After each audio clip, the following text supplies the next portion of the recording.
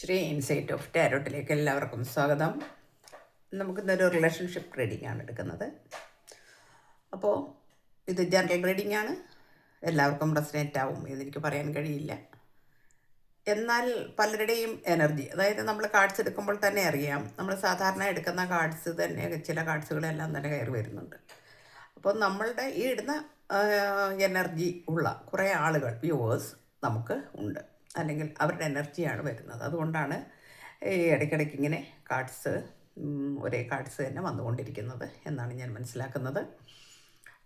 എന്നാലും റെസനേറ്റ് ആവുന്നവർ എടുക്കുക, കാരണം വെച്ചാൽ ജനറൽ റീഡിംഗ് ആയതുകൊണ്ടാണ്.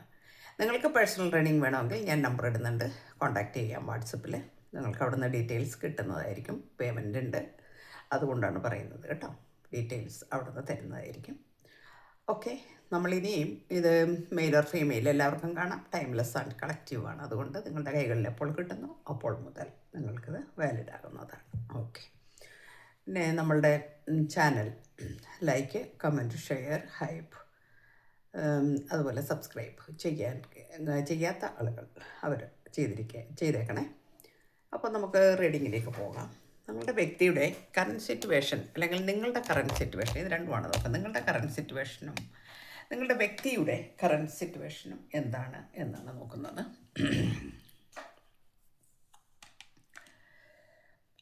നമുക്ക് 10 ഓഫ് സൂട്ട്സ് ആണ് ആദ്യം കിട്ടിയിരിക്കുന്നത്. 10 ഓഫ് സൂട്ട്സ് എന്ന് പറയുമ്പം ഇവിടെ ഒരു വലിയ ഒരു പിന്നെ എന്താ പറയുക, പിന്നെ പിൻകുത്ത് കിട്ടുക എന്നൊക്കെ പറയുമല്ലോ. അതായത് നമ്മളുടെ നോക്കി നിൽക്കുക, നമ്മളെ ചതിക്കുക, പിന്നെ ബാക്ക് സ്റ്റാബിങ് നടക്കുക, അങ്ങനെയൊക്കെയുള്ള കാര്യങ്ങൾ. അതായത് നമ്മളെ അങ്ങനെ നമ്മുടെ കൂടെ നിൽക്കുകയും ചെയ്യുക, എന്നിട്ട് നമ്മളെ ചതിക്കുകയും ചെയ്യുക. ആ ഒരു അവസ്ഥ ആണ് ഇപ്പോൾ നിങ്ങൾക്ക് അനുഭവപ്പെടുന്നത്. നിങ്ങളിപ്പോൾ ആ ഒരു അവസ്ഥയിൽ നിൽക്കുന്നു എന്നാണ്. അതായത് എന്നെ പിൻകുത്ത് കുത്തി എന്നെ ചതിച്ചിട്ട് പോയി ആരോ, അതാണ് കാർഡ് കിട്ടിയിരിക്കുന്നത്.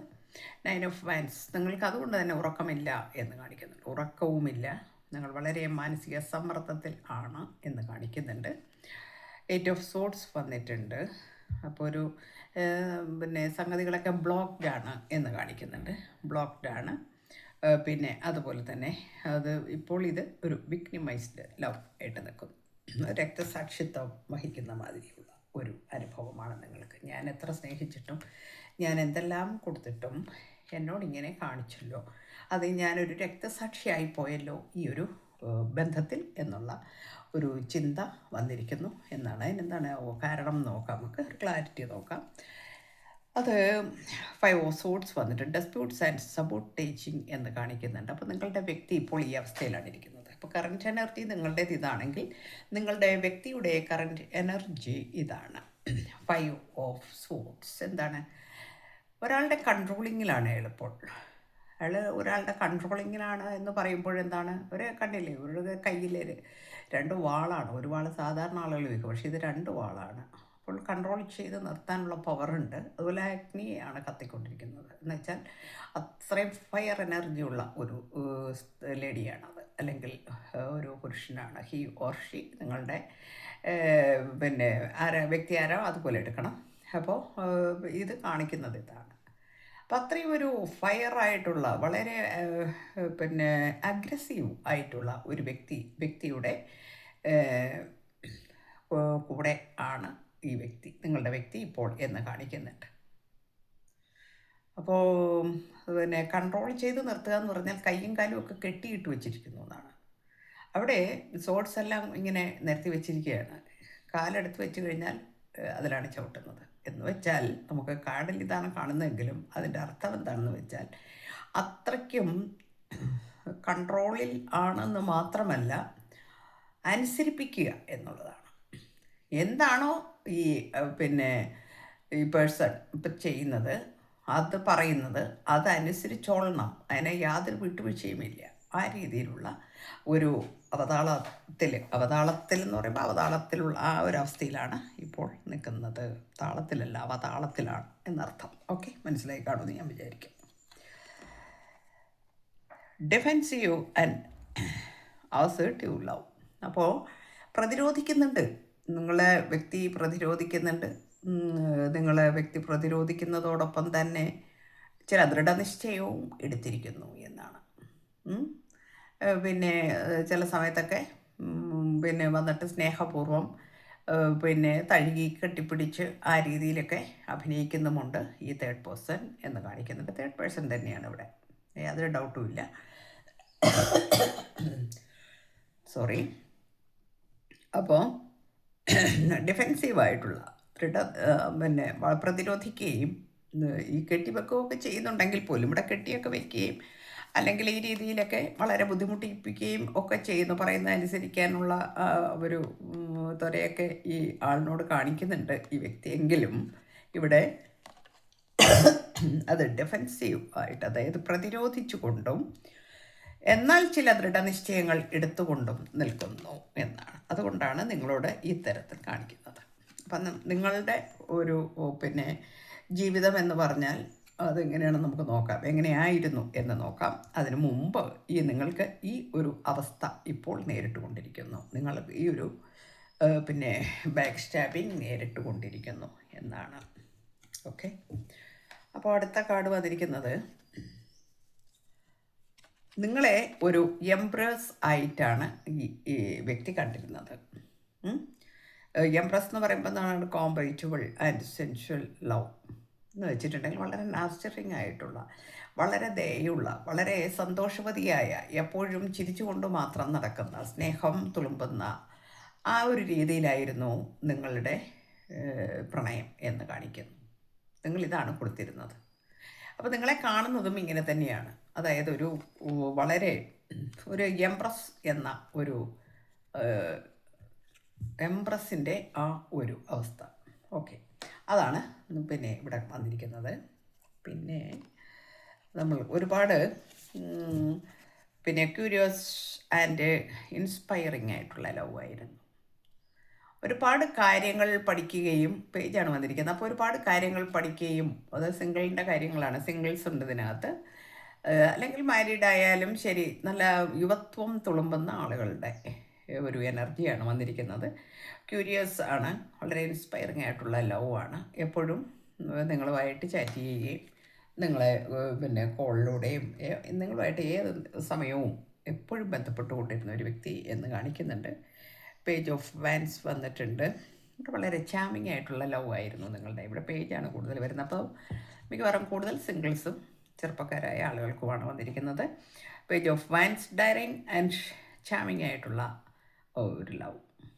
നിങ്ങൾ പിന്നെ ഇതുപോലെ നിങ്ങൾ എന്താ പറയുക, പിക്നിക്കിനൊക്കെ പോവുക, ഒരു വൺ ഡേ ടൂറിന് പോവുക, ആ സ്ഥലങ്ങളിലെല്ലാം തന്നെ നിങ്ങൾ ക്യാമ്പ് ഫയറൊക്കെ വെക്കുകയും, അതുപോലെ തന്നെ നിങ്ങൾ പിന്നെ മ്യൂസിക് അതുപോലുള്ള കാര്യങ്ങൾ, അങ്ങനെ നിങ്ങൾ വളരെ എൻജോയ് ചെയ്തിരുന്നു നിങ്ങളുടെ ലൈഫ് എന്നാണ് കാണിക്കുന്നത്. വളരെ എൻജോയ് ചെയ്തിരിക്കുന്നു നിങ്ങളുടെ ലൈഫ്, അങ്ങനെയായിരുന്നു നിങ്ങളുടെ പ്രണയം. എന്നാൽ ഇപ്പോൾ പിന്നെ മിസ്സിങ് എനർജിയാണ്, കിങ് ഓഫ് കപ്സ് ആണ്. വളരെ കമ്പാഷനേറ്റ് ആൻഡ് വൈസ് ലവ് ആണ്. വളരെ ചിന്തിക്കുകയാണ് ഇപ്പോൾ, പിന്നെ ഞങ്ങൾ തമ്മിൽ അങ്ങനെ ആയിരുന്നു, ഞങ്ങൾ തമ്മിൽ അത്ര സ്നേഹത്തിലായിരുന്നു, ആ സ്നേഹത്തിൽ പെട്ടെന്നൊരു കരട് പോലെ ഇത് വന്നിരിക്കുന്നു. എങ്ങനെ വന്നു എന്ന് ചോദിച്ചാൽ നിങ്ങൾക്കറിയാവുന്ന വ്യക്തി തന്നെയാണെന്നാണ് കാണിക്കുന്നത്. അതായത് ഒരു പക്ഷേ എക്സ് ആയിരിക്കാം, അല്ലെങ്കിൽ മാരീഡ് അതുപോലുള്ള ആളുകൾക്കാണെങ്കിൽ ഫാമിലി ആയിരിക്കാം. അങ്ങനെ ഉള്ള ചില എനർജി ഇവിടെ വരുന്നുണ്ട്. എന്തായാലും ഈ വന്നിരിക്കുന്ന ഒരു തേർഡ് പേഴ്സൺ എന്ന് പറയുന്നത് വളരെ സ്മാർട്ട് ആൻഡ് ഇൻ്റലിജൻറ്റ്, അതുപോലെ തന്നെ അഗ്രസീവ് ആയിട്ടുള്ള ഒരു വ്യക്തിയാണ് എന്ന് കാണിക്കുന്നുണ്ട്. ഇവിടെ ഏസ് ഓഫ് കപ്സിൻ്റെ എനർജി വന്നിട്ടുണ്ട്. ഓൺ സെറ്റ് വെൽക്കം ലവ് എന്നാണ്. അപ്പോൾ എപ്പോഴും നിങ്ങളും ഈ അവസ്ഥയിലാണ് തന്നെയാണ്. കാരണം വെച്ചാൽ നിങ്ങളിലേക്ക് പിന്നെ വരാൻ നിങ്ങൾ ആഗ്രഹിക്കുന്നു, നിങ്ങൾ കാത്തിരിക്കുന്നു എന്നുള്ളതാണ്. അതുപോലെ തന്നെ ആ ആളും നിങ്ങളുടെ വ്യക്തിയും നിങ്ങളിലേക്ക് എത്രയും പെട്ടെന്ന് വന്നു ചേരാൻ ആഗ്രഹിക്കുന്നു എന്നാണ്. അതാണ് ഇവിടെ നമ്മൾ നേരത്തെ ഡിഫെൻസ് ചെയ്ത് നിൽക്കുന്നു, അതുപോലെ ദൃഢനിശ്ചയം അസോർട്ടീവായിട്ട് നിൽക്കുന്നു എന്നൊക്കെ നമ്മൾ നേരത്തെ കണ്ടു. അതുകൊണ്ടായിരുന്നു. ഓക്കെ, നെക്സ്റ്റ് വന്നിരിക്കുന്നത് ടെൻ ഓഫ് പെൻറ്റിക്കിൾസ് ആണ്. Study and flourishing love. വീണ്ടും നിങ്ങളുടെ ബന്ധം ഈ രീതിയിൽ പോകും എന്നാണ് കാണിക്കുന്നത്. ഇതുപോലെ ആകണമെന്നും ആഗ്രഹിക്കുന്നു. ഇയാൾ ആവുമെന്നും നമുക്ക് ഡിവൈൻ്റെ ഒരു സന്ദേശമായിട്ട് കാണാം. അതുപോലെ തന്നെ ഈ ആൾ ഇത് ആഗ്രഹിക്കുന്നു എന്നുമാണ്. ഇവിടെ ആൾക്ക് എന്തെങ്കിലും പറയാനുണ്ടോ എന്ന് നമുക്ക് നോക്കാം. ഇവിടെ നമുക്ക് ടൈം കിട്ടിയിട്ടുണ്ട്. എന്താണ് പറയുന്നത് നിങ്ങളോടൊന്ന് നോക്കാം നമുക്ക്. ടൈം ആണ്. I am afraid it's too late to take action. ഞാൻ ആക്ഷൻ എടുക്കുവാൻ കുറച്ച് വൈകിപ്പോയോ എന്ന് ഞാൻ ഭയപ്പെടുന്നു. അതായത് നമ്മുടെ സമയം നഷ്ടപ്പെട്ടുവോ എന്നാണ് എനിക്കിപ്പോൾ ചിന്തിക്കുന്നത് ഞാൻ. കാരണം എനിക്ക് ഒരുപാട് ലേറ്റായിപ്പോയി ഞാൻ. കാരണം വെച്ചാൽ ഞാൻ ശ്രമിച്ചിട്ട് എനിക്ക് അവിടെ നിന്ന് പുറത്ത് കടക്കാൻ ഇപ്പോഴും കഴിയുന്നില്ല എന്നുള്ളത് ഒരു പരമമായ സത്യമാണ്. ഇപ്പം തന്നെ വളരെ ലേറ്റായോ എന്ന് ഞാൻ ചിന്തിക്കുന്നു. പിന്നെ സബോട്ടേജ് വന്ന് I mess up the good things in my life sometimes. ചില സമയങ്ങളിൽ എനിക്ക് നല്ല കാര്യങ്ങൾ എൻ്റെ ജീവിതത്തിലേക്ക് വരുമ്പോൾ എനിക്കത് നഷ്ടപ്പെട്ടു പോകാറുണ്ട്. നിങ്ങളെയാണത് മീൻ ചെയ്യുന്നത്. നഷ്ടപ്പെട്ടു പോയി എന്ന് മനസ്സിലാക്കുന്നു. റെസ്പോൺസിബിലിറ്റീസുമുണ്ട്. എനിക്കൊരുപാട് റെസ്പോൺസിബിലിറ്റീസ് ഉണ്ടായിരുന്നു. കാരണം ഫിനാൻഷ്യൽ കാര്യങ്ങളിലും അതുപോലെ തന്നെ എൻ്റെ ഫാമിലിയുടെ കാര്യങ്ങളിലും, ഞാൻ നേരത്തെ പറഞ്ഞ പോലെ ഫാമിലിയും ഇതിനകത്ത് വന്നിട്ടുണ്ട്. അപ്പോൾ ഫാമിലിയുടെ കാര്യങ്ങളിലും അത്തരം കാര്യങ്ങളിലൊക്കെ തന്നെ എനിക്ക് ഒരുപാട് അവർക്ക് ടൈം സ്പെൻഡ് ചെയ്യാൻ ഉണ്ടായിരുന്നു എന്നും പറയുന്നുണ്ട്. പിന്നെ ഇൻഡെസിസീവ് എന്ന് പറഞ്ഞാൽ no my inability to make a decision hurts you. അപ്പോൾ ഞാൻ സമയത്തിന് ചില ഡിസിഷൻസ് എടുക്കാത്തത് കൊണ്ട് അതെൻ്റെ കഴിവുകേടാണെന്ന് ഞാൻ മനസ്സിലാക്കുന്നുണ്ട്. അത് നിന്നെ വല്ലാതെ ഹാർട്ട് ചെയ്തു എന്ന് എനിക്കിപ്പോൾ മനസ്സിലാകുന്നുണ്ട് എന്ന് പറയുന്നു. പിന്നെ നിങ്ങളോട് പറയുകയാണ് I miss our inside jokes. അപ്പോൾ നിങ്ങൾ വളരെയധികം സന്തോഷത്തിലായിരുന്ന നിമിഷങ്ങളുണ്ടായിരുന്നു. ഒരുപാട് തമാശകൾ പറഞ്ഞ് അന്യോന്യം ചിരിക്കുകയും തമാശകൾ പറയുകയും ചെയ്തു. നിങ്ങളെ എപ്പോഴും കളിയാക്കിക്കൊണ്ടിരിക്കുമായിരുന്നു നിങ്ങളുടെ വ്യക്തി എന്ന് എനിക്ക് തോന്നുന്നു ഇതിനകത്ത്. കാരണം എപ്പോഴും ഓരോന്നൊക്കെ പറഞ്ഞ് കളിയാക്കിയും നിങ്ങളെ ചിരിപ്പിക്കാൻ ശ്രമിക്കുകയും ഒക്കെ ചെയ്തിരുന്ന ഒരു വ്യക്തിയാണ്. അതിപ്പോൾ ഒരു മിസ് ചെയ്യുന്നു എന്നാണ് പറയുന്നത്. Mistakes I wish I could right my wrongs എന്ന് പറയുന്നുണ്ട്. അപ്പോൾ എനിക്ക് കുറച്ച് മിസ്റ്റേക്സൊക്കെ ഇതിനകത്ത് വന്നിട്ടുണ്ട്. ഞാൻ അറിഞ്ഞോ അറിയാതെയോ എന്ന് പറയുന്നില്ല, അറിഞ്ഞുകൊണ്ട് തന്നെയാണ്, അറിയാതെയല്ല. പക്ഷേ ആ ഒരു സാഹചര്യം എനിക്ക് അങ്ങനെയായിരുന്നു. എനിക്ക് ആ സാഹചര്യത്തിൽ ഇത്തരം വിഷയങ്ങളുണ്ടായിരുന്നു. എനിക്ക് അന്ന് അത് നിന്നോട് തുറന്നു പറയാൻ പോലും ഒരു കാര്യവും കഴിയില്ലായിരുന്നു. കാരണം ഞാൻ കൺട്രോളിലായിരുന്നു. അവിടെ കൺട്രോളിൽ എന്ന് പറയുമ്പോഴത്തേനും ഇവിടെ ഒരു ബ്ലാക്ക് മാജിക് എനർജി കൂടിയുണ്ട്. ആ ബ്ലാക്ക് മാജിക് എനർജി കൊണ്ടുകൂടി ഞാൻ ആ ഒരു വലയത്തിൽ പെട്ടുപോയി എന്ന് വേണം പറയാൻ. ആ സമയത്ത് എനിക്ക് അങ്ങനെയൊക്കെയാണ് എനിക്ക് മിസ്റ്റേക്സ് സംഭവിച്ചിട്ടുള്ളത് എന്ന് പറയുന്നുണ്ട്. I wish I could right my wrongs. എൻ്റെ റോങ്സ് എല്ലാം തന്നെ മാറ്റി എനിക്ക് ശരികളിലേക്കും മാറണം എന്ന് ഞാൻ ആഗ്രഹിക്കുന്നുണ്ട്. അപ്പോൾ എൻ്റെ മിസ്റ്റേക്സൊക്കെ എനിക്ക് മാറ്റിയിട്ട് എനിക്ക് ശരിയായ വഴികളിലൂടെ നമ്മുടെ ജീവിതം മെച്ചപ്പെടുത്തണം എന്ന് ഞാൻ ആഗ്രഹിക്കുന്നു എന്നാണ് പറയുന്നത്.